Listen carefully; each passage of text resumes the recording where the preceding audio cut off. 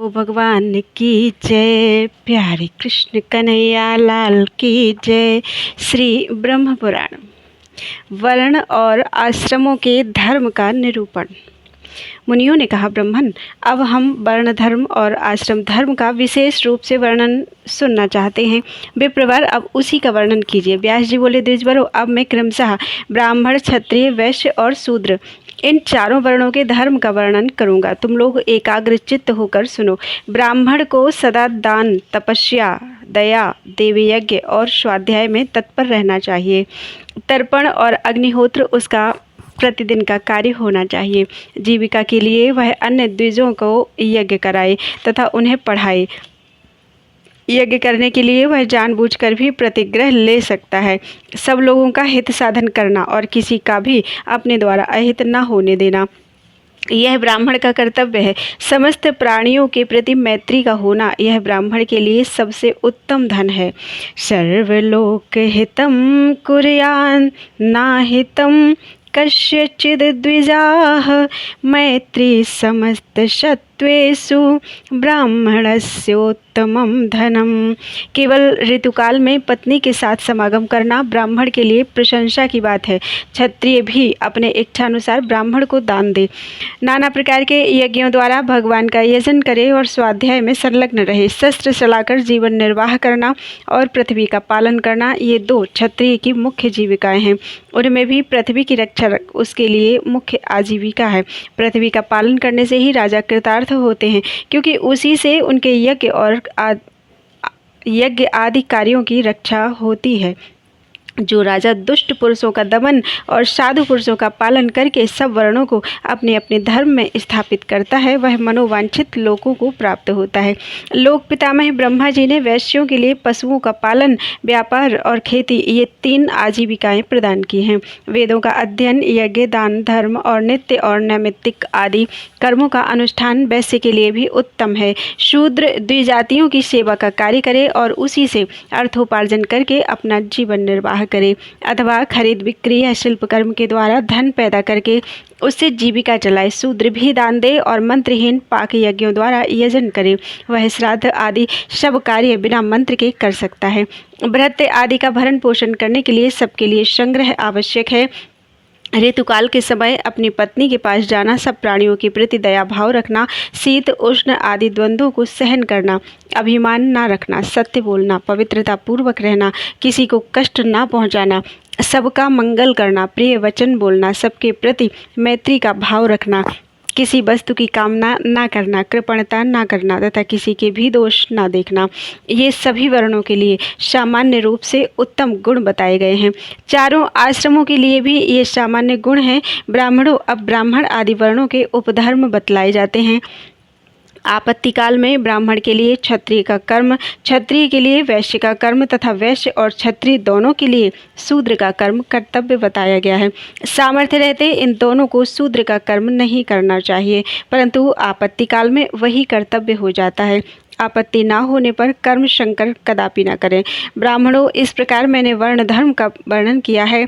अब आश्रम धर्म का भली भांति वर्णन करता हूँ, सुनो। उपनयन संस्कार होने पर ब्रह्मचारी बालक एकाग्रचित्त हो गुरु के घर पर रहते हुए वेदों का अध्ययन करे, शौच और सदाचार का पालन करते हुए गुरु की सेवा करे, पवित्र बुद्धि से व्रत के पालन पूर्वक वेदों की शिक्षा ग्रहण करे। दोनों संध्याओं के समय एकाग्रचित्त होकर सूर्योपस्थान, अग्निहोत्र और गुरु का अभिवादन करे। गुरुदेव खड़े हों तो स्वयं भी खड़ा रहे, वे जाते हों तो पीछे पीछे जाए और वे बैठे हों तो उनसे नीचे आसन पर बैठे।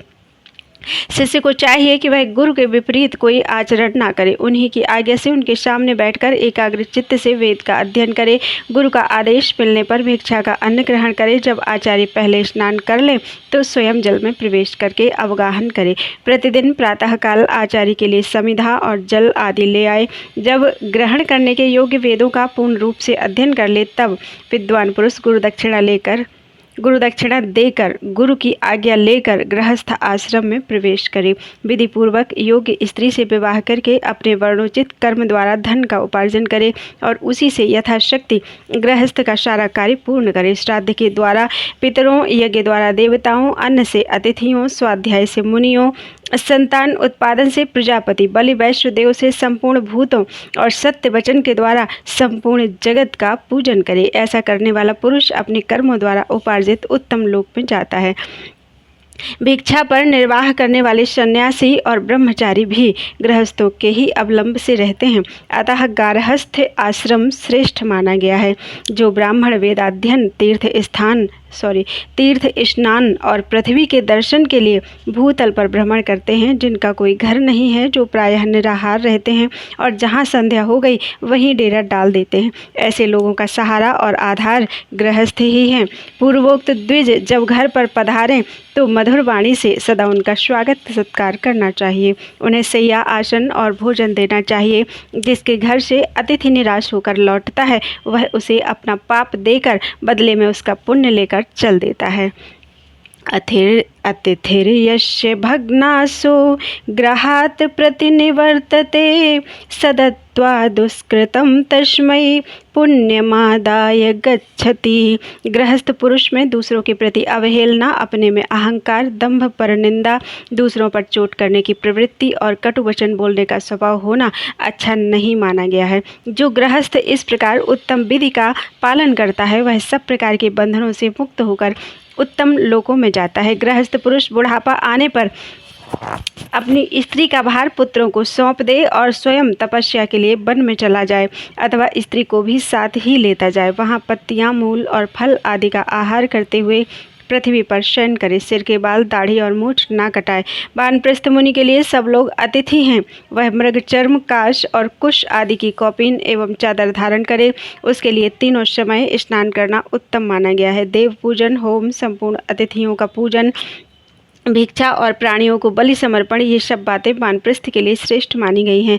वह अपने शरीर में जंगली फल आदि के तेल लगा सकता है। उसका मुख्य कर्तव्य है तपस्या, शीत और उष्ण आदि द्वंद्वों का सहन। जो वानप्रस्थ मुनि नियम पूर्वक रहकर पूर्वोक्त रूप से अपने कर्तव्य का पालन करता है वह अग्नि की भांति अपने सब दोषों को जला देता है और सनातन लोकों को प्राप्त होता है। मुनियों, मनीषी पुरुष जो भिक्षु का चतुर्थ आश्रम बतलाते हैं उसके स्वरूप का वर्णन सुनो। भिक्षु को चाहिए कि पुत्र, धन, स्त्री के प्रति स्नेह का त्याग करे और ईर्ष्या रहित होकर चतुर्थ आश्रम में जाए। उसी को संन्यास आश्रम भी कहते हैं। सन्यासी को समस्त त्रैवर्णिक कर्मों के आरंभ का त्याग करना चाहिए। वह मित्र और शत्रु में समान भाव रखे, सब प्राणियों का मित्र बना रहे। जरायुज और अंडज आदि किसी भी प्राणी के साथ मन, वाणी और क्रिया द्वारा कभी द्रोह ना करे। वह सब प्रकार की आसक्तियों को त्याग दे। गांव में 1 रात और नगर में 5 रात से अधिक ना रहे। पशु पक्षी आदि के प्रति ना तो उसका राग हो और ना द्वेष ही रहे। जीवन निर्वाह के लिए वह उच्च वर्ण वाले मनुष्यों के घर पर भिक्षा के लिए जाए, वह भी ऐसे समय में जबकि रसोई की आग बुझ गई हो और घर के सब लोग खा पी चुके हों। भिक्षा ना मिलने पर खेद और मिलने पर हर्ष ना माने। भिक्षा उतनी ही लें जिससे प्राण यात्रा होती रहे। विषयासक्ति से वह नितांत दूर रहे। अधिक आदर सत्कार की प्राप्ति को घृणा की दृष्टि से देखे, क्योंकि अधिक आदर सत्कार मिलने पर सन्यासी अन्य बंधनों से मुक्त होने पर भी बंध जाता है। काम, क्रोध, दर्प, लोभ और मोह आदि जितने दोष हैं उन सब का त्याग करके सन्यासी ममता रहित होकर सर्वत्र विचरता रहे। प्राण यात्रा निमित्तं च व्यंगारे भुक्त बज्जने काले प्रशस्त वर्णानां भिक्षार्थी पर्यटेद गृहान् अलाभेन विषादी स्यात् लाभेनैव च हर्षयेत् प्राणयात्रिक मात्रः स्यात् मात्रा संगाद्विनिर्गतः। अतिपूजित लाभास्तु जुगुप्सेश्चैव सर्वतः अतिपूजित लाभैस्तु अतिर्मुक्तोऽपि वध्यते। कामः, क्रोधस्तथा दर्पो लोभमोहादयश्च ये तांस्तु दोषान् परित्यज्य परिव्राण्डिनर्ममो भवेत्।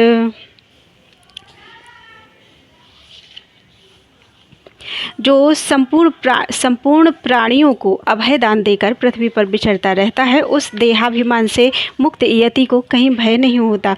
जो ब्राह्मण अग्निहोत्र को भावना द्वारा शरीर में स्थापित करके अपने मुख में भिक्षा प्राप्त अन्न रूपी हविष्य डालकर उस शरीरस्थ अग्नि को आहुति देता है, वह उस संचित अग्नि के द्वारा उत्तम लोकों में जाता है। जो द्विज पवित्र एवं संयत बुद्धि से युक्त होकर शास्त्रोक्त विधि से मोक्ष आश्रम का पालन करता है, वह बिना ईंधन की प्रज्वलित अग्नि के सदृश शांत तेजोमय ब्रह्मलोक में जाता है। बोलो वृंदावन बिहारी लाल की जय। उच्च वर्ण की अधोगति और नीच वर्ण की ऊर्ध्वगति का कारण।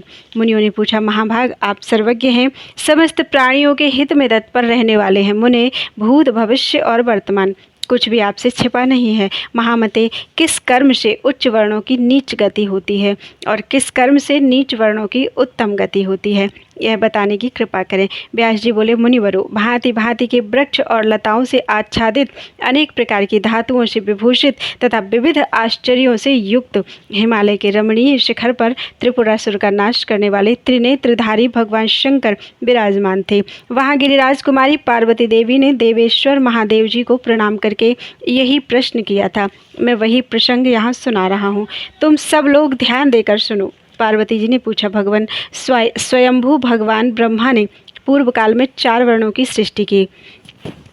उनमें से वैश्य किस कर्म से शूद्र भाव को प्राप्त होता है, अथवा क्या करने से क्षत्रिय वैश्य हो जाता है, और ब्राह्मण किस कर्म के अनुष्ठान से क्षत्रिय होता है। देव, इस प्रकार धर्म को प्रतिलोम दशा में कैसे लाया जा सकता है। ब्राह्मण अथवा क्षत्रिय किस कर्म से शूद्र होते हैं। भूतनाथ, आप मेरे इस संशय का निवारण कीजिए। क्षत्रिय आदि 3 वर्णों के लोग जो जन्म से ही यहाँ भिन्न वर्ण वाले हैं, कैसे ब्राह्मण भाव को प्राप्त हो सकते हैं।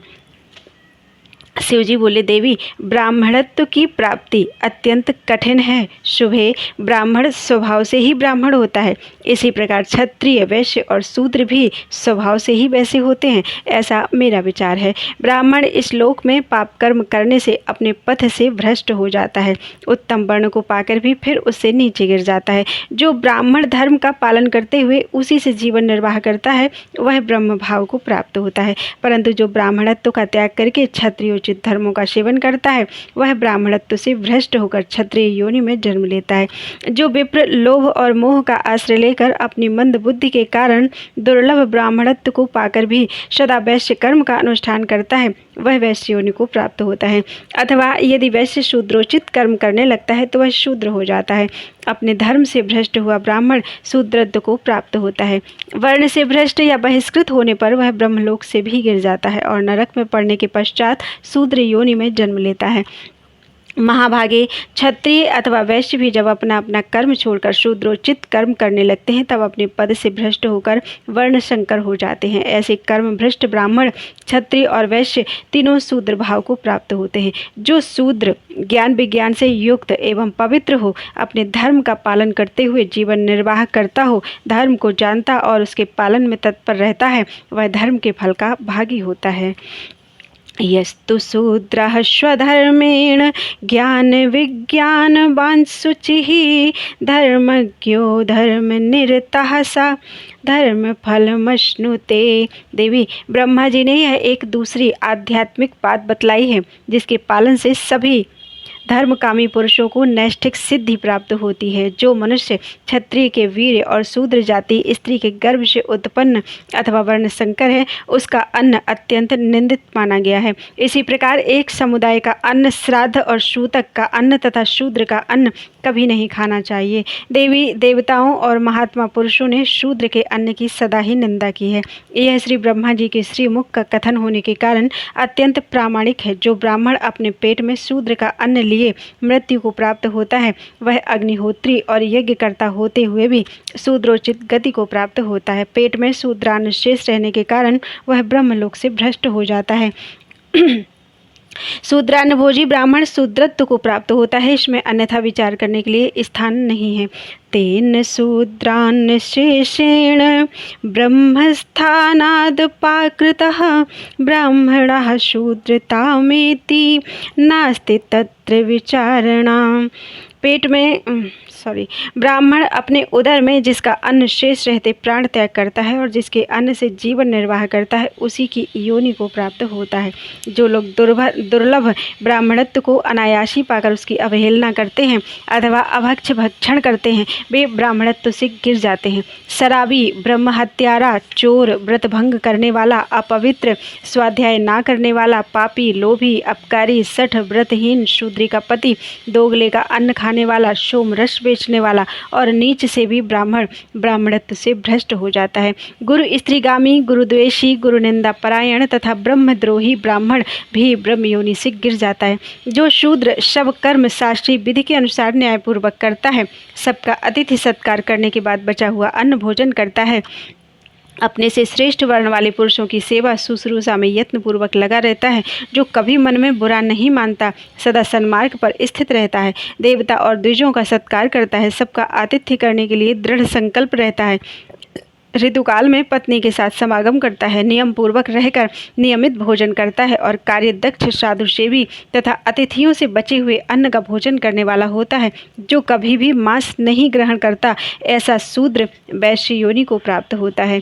जो वैश्य सत्यवादी, अहंकार रहित, निर्द्वंद, सामवेद का ज्ञाता, पवित्र और स्वाध्याय परायण होकर प्रतिदिन यज्ञ करता है, मन और इंद्रियों को संयम में रखता है, ब्राह्मणों का सत्कार करता है, किसी भी वर्ण के दोष नहीं देखता, गृहस्थोचित व्रत का पालन करते हुए केवल 2 समय भोजन करता है, जो आहार पर विजय पाकर निष्काम एवं अहंकार शून्य हो गया है, अग्निहोत्री की उपासना करते हुए विधि पूर्वक हवन करता है और सबका आतिथ्य सत्कार करते हुए यज्ञशिष्ट अन्न का भोजन करता है, वह वैश्य पवित्र होकर श्रेष्ठ क्षत्रिय कुल में जन्म ग्रहण करता है। क्षत्रिय रूप में उत्पन्न होने पर वह जन्म से ही अच्छे संस्कार का होता है।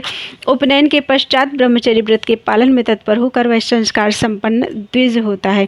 वह समय समय पर दान देता है, प्रचुर दक्षिणा देकर वैभवपूर्ण यज्ञ करता है और वेदाध्ययन करके स्वर्ग की इच्छा से आहवनीय आदि तीनों अग्नियों की सदा उपासना करता है। राजा होने पर वह संकल्प के जल से भीगे हाथों द्वारा दान देता है और सदा धर्मपूर्वक प्रजा का पालन करता है। स्वयं सत्यवादी होकर सदा सत्य का ही अनुष्ठान करता है, शुद्धि पर दृष्टि रखता है और धर्म दंड से युक्त होकर धर्म, अर्थ और कामरूप त्रिवर्ग का साधन करता है।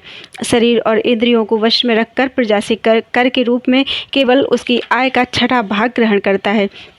तत्वज्ञ राजा को चाहिए कि वह स्वेच्छाचारी होकर विषय भोगों का सेवन ना करे, अपितु धर्म में चित्त लगाकर सदा ऋतुकाल में ही पत्नी के पास जाए। नित्य उपवास करने वाला, नियम परायण, स्वाध्यायशील तथा पवित्र रहे, सबका अतिथि सत्कार करे, धर्म, अर्थ और काम का चिंतन करते हुए सदा प्रसन्न चित्त रहे। अन्न की इच्छा रखने वाले शूद्रों को भी सदा यही उत्तर दे, भोजन तैयार है, स्वार्थ या कामना से प्रेरित होकर कोई भाव ना व्यक्त करे। देवता, पितर और अतिथियों के लिए सदा सर्वदा साधन सामग्री उपस्थित रखे, अपने घर में न्यायानुकूल विधि से उपासना करे, भिक्षु को भिक्षा दे, दोनों समय विधि पूर्वक अग्निहोत्र करे तथा गौओं और ब्राह्मणों का हित साधन करने के लिए संग्राम में सम्मुख होकर प्राण दे दे।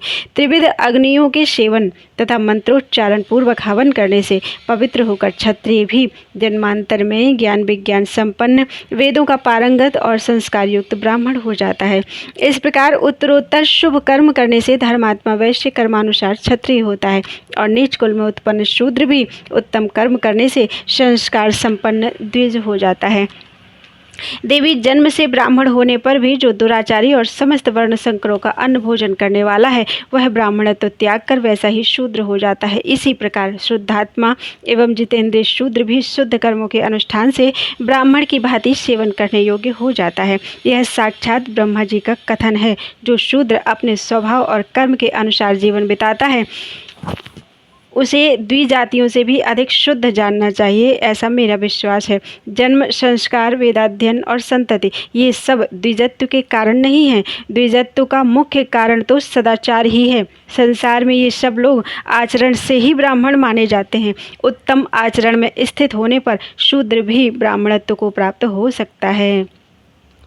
ब्राह्मणो वाप्य सद्वृत्तः सर्वशङ्करभोजनः स ब्राह्मण्यं समुत्सृज्य शूद्रो भवति तादृशः कर्मभिः शुचिभिर्देवी शुद्धात्मा विजितेन्द्रियः शूद्रोऽपि द्विजवत् सेव्ये इति ब्रह्मा ब्रवीत् स्वयं स्वभावकर्मणा चैव यश्च शूद्रोऽधितिष्ठति विशुद्धः स द्विजातिभ्यो विज्ञेय इति मे मतिः न यो निर्नापि संस्कारो न श्रुतिर्न च सन्ततिः कारणानि द्विजत्वस्य वृत्तिमेव तु कारणं सर्वोऽयं ब्राह्मणो लोके वृत्तेन तु विधीयते वृत्ते स्थितश्च शूद्रोऽपि ब्राह्मणत्वं च गच्छति।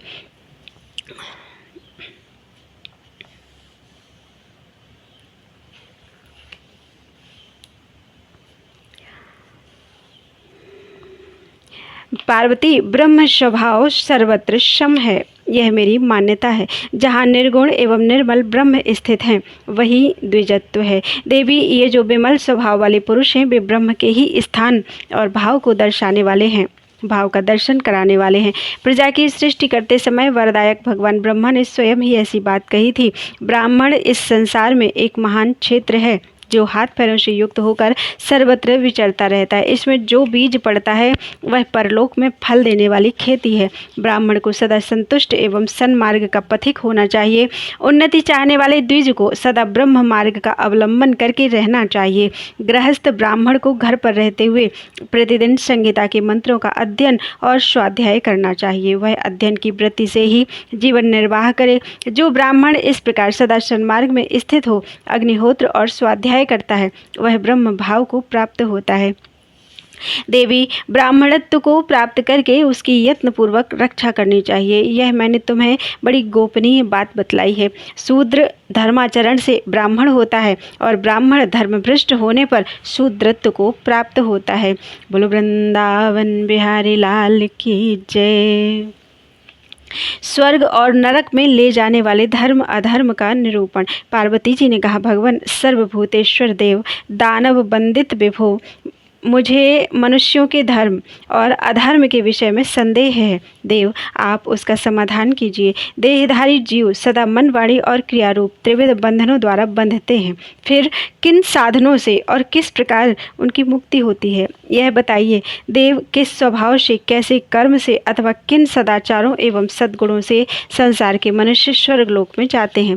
शिवजी बोले, देवी, तुम धर्म और अर्थ के तत्व को जानने वाली हो और निरंतर धर्म में तत्पर रहने वाली हो। तुम्हारा प्रश्न सब प्राणियों के लिए हितकारी और उनकी बुद्धि को बढ़ाने वाला है। मैं इसका उत्तर देता हूँ, सुनो।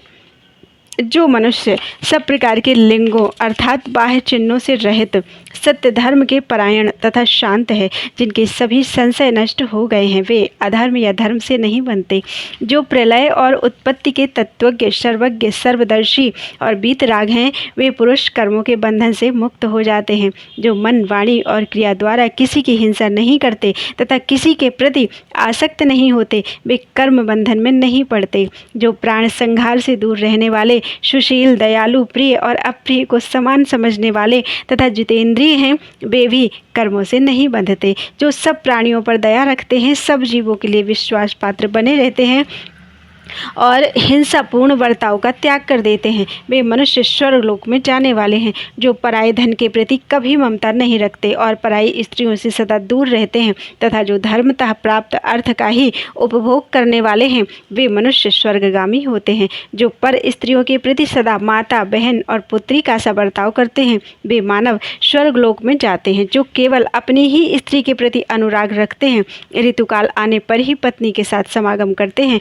तथा विषय विषय सुखों के उपभोग में कभी आसक्त नहीं होते, वे ही मनुष्य स्वर्गलोक के यात्री होते हैं। जो अपने सदाचार के कारण पराई स्त्रियों की ओर से सदा आंखें बंद किए रहते हैं, इंद्रियों को अपने अधीन रखते हैं और सील की सदा रक्षा करते हैं, वे मानव स्वर्गगामी होते हैं। यह देव मार्ग है, मनुष्यों को सदा इसका सेवन करना चाहिए। विद्वान पुरुषों को सदा उसी मार्ग का सेवन करना चाहिए जो वासना द्वारा निर्मित ना हो, जिसमें किसी का व्यर्थ ही अपकार ना होता हो और जहाँ दान, सत्कर्म, तपस्या, शील, शौच तथा दया भाव का दर्शन होता हो। स्वर्ग मार्ग की इच्छा रखने वाले पुरुषों को इसके विपरीत मार्ग का आश्रय नहीं लेना चाहिए।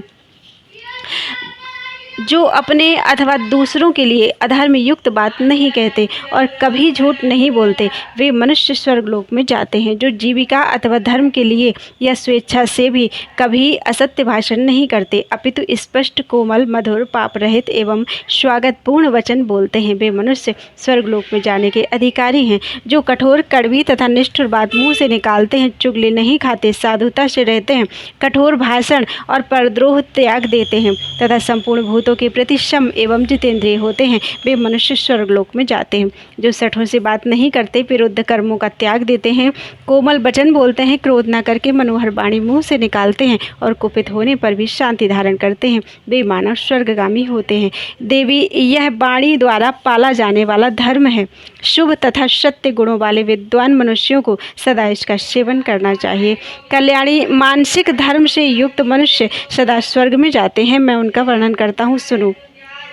निर्जन वन में रखे हुए पराये धन पर जब दृष्टि पड़े, उस समय जो मन से भी उसे लेना नहीं चाहते, वे स्वर्गगामी होते हैं। इसी प्रकार जो पराई स्त्रियों को एकांत में पाकर मन के द्वारा भी कामवश उन्हें नहीं ग्रहण करते, जो शत्रु और मित्र को सदा एक चित्त से अपनाते हैं, शास्त्रों का अध्ययन करते, पवित्र एवं सत्य प्रतिज्ञ होते हैं और अपने ही धन से संतुष्ट रहते हैं, जिनसे दूसरों को कष्ट नहीं पहुँचता और जिनके चित्त में सदा मैत्री का भाव बना रहता है, जो सब प्राणियों पर निरंतर दया भाव बनाए रहते हैं, वे मनुष्य स्वर्गलोक में जाने के अधिकारी हैं। जो ज्ञानवान, क्रियावान, क्षमावान, सुहृद, प्रेमी, धर्माधर्म के ज्ञाता और शुभाशुभ कर्मों के फल संग्रह के प्रति उदासीन रहते हैं, जो पापियों को त्याग देते हैं, देवताओं और द्विजों की सेवा में संलग्न रहते हैं एवं गुरुजनों के आने पर खड़े हो जाते हैं, उनका स्वागत करते हैं,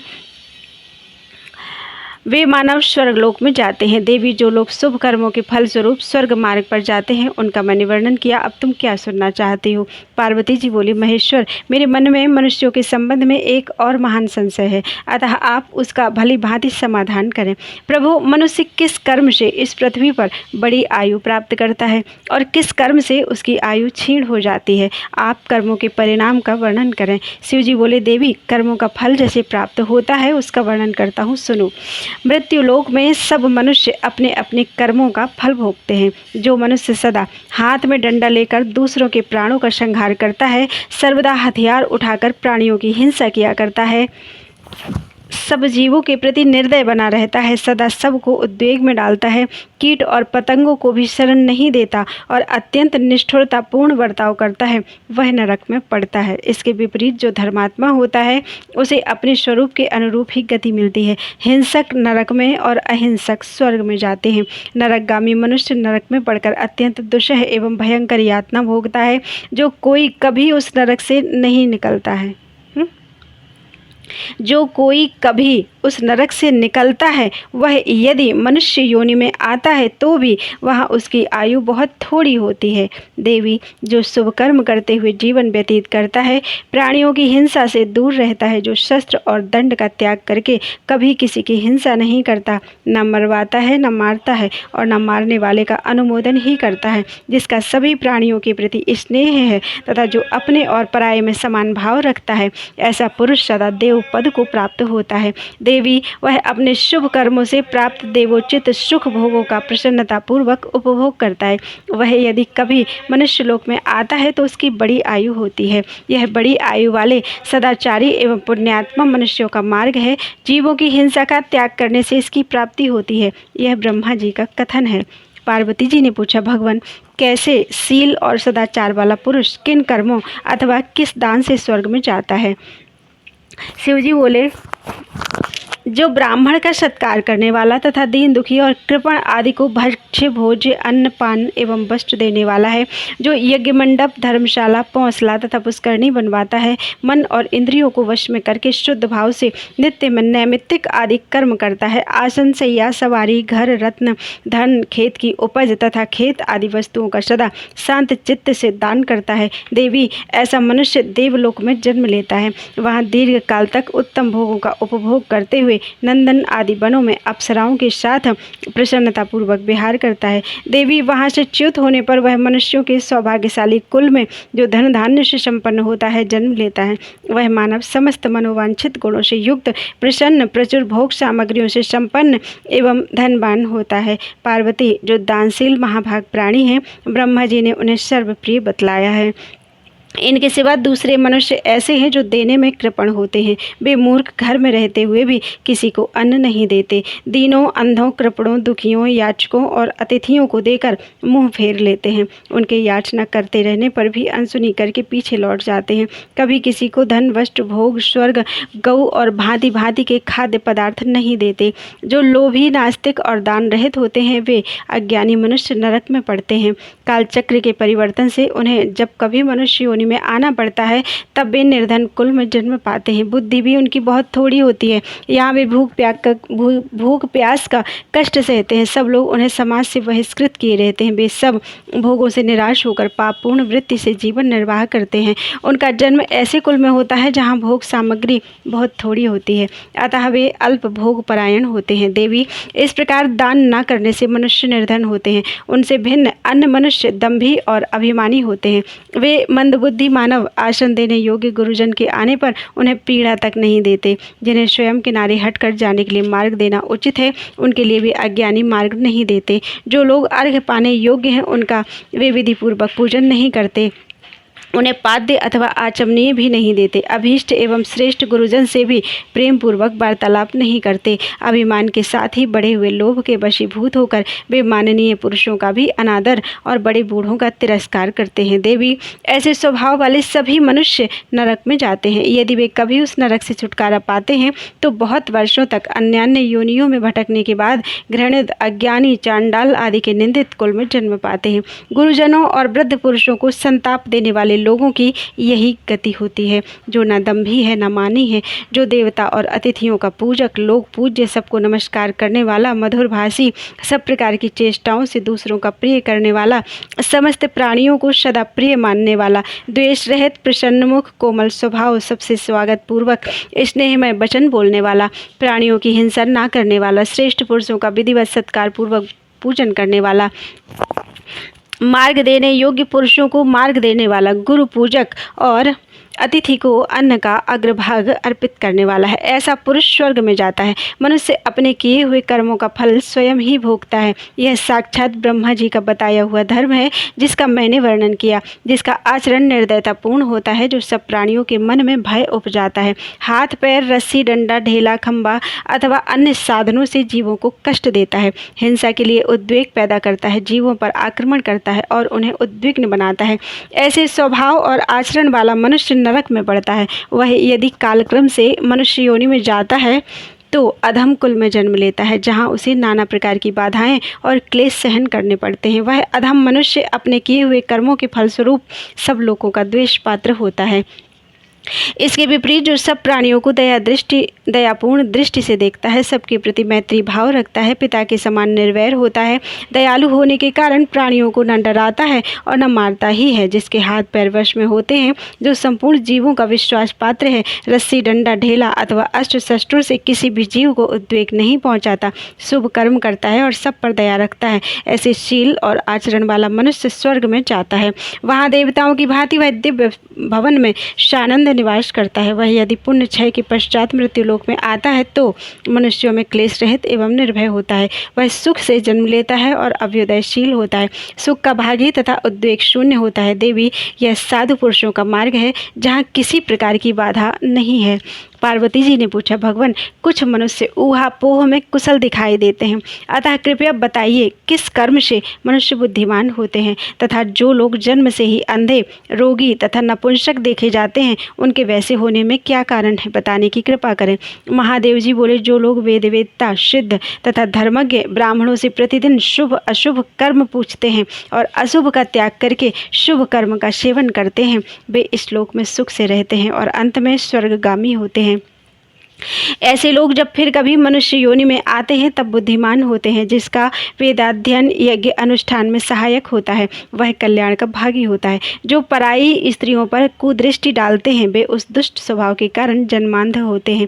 जो दूषित मन से पराई स्त्री को नंगी देखते हैं वे पापी मनुष्य इस लोक में रोग से पीड़ित होते हैं। जो मूर्ख और दुराचारी मानव पशु आदि के साथ मैथुन करते हैं वे मानव नपुंसक होते हैं। जो पशुओं को बांधे रखते हैं और गुरु पत्नी गमन करते हैं वे मनुष्य भी नपुंसक होते हैं।